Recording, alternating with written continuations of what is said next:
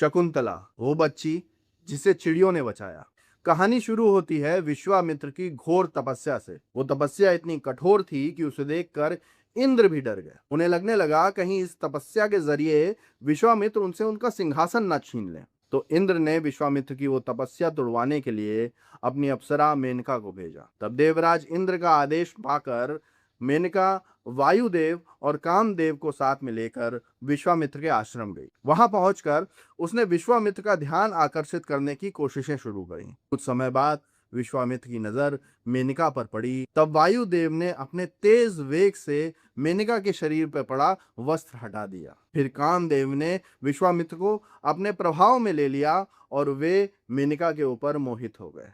इस तरह काम के वशीभूत होकर विश्वामित्र की वर्षों की तपस्या भंग हो गई। तब मेनका पे आसक्त विश्वामित्र कई दिनों तक उसके साथ विहार करते रहे, जिसके फलस्वरूप मेनका ने एक बच्ची को जन्म दिया। अब मेनका का काम पृथ्वी लोक पर पूरा हो चुका था, तो वो अपनी बच्ची को मालिनी नदी के तट पर छोड़कर वापस इंद्रलोक चली गई।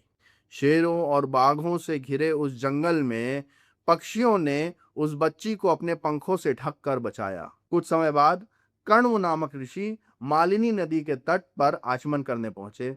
वे सभी प्राणियों की भाषा जानते थे, तो उन्हें सुनाई दिया कि सारे पक्षी उनसे उस बच्ची को गोद लेने का अनुरोध कर रहे हैं। तब कण्व ऋषि ने उन सारे पक्षियों की बात मान ली और उस बच्ची को लेकर अपने आश्रम चले गए। वहां शकुंत यानी पक्षियों से रक्षित उस बच्ची का नाम उन्होंने शकुंतला रखा।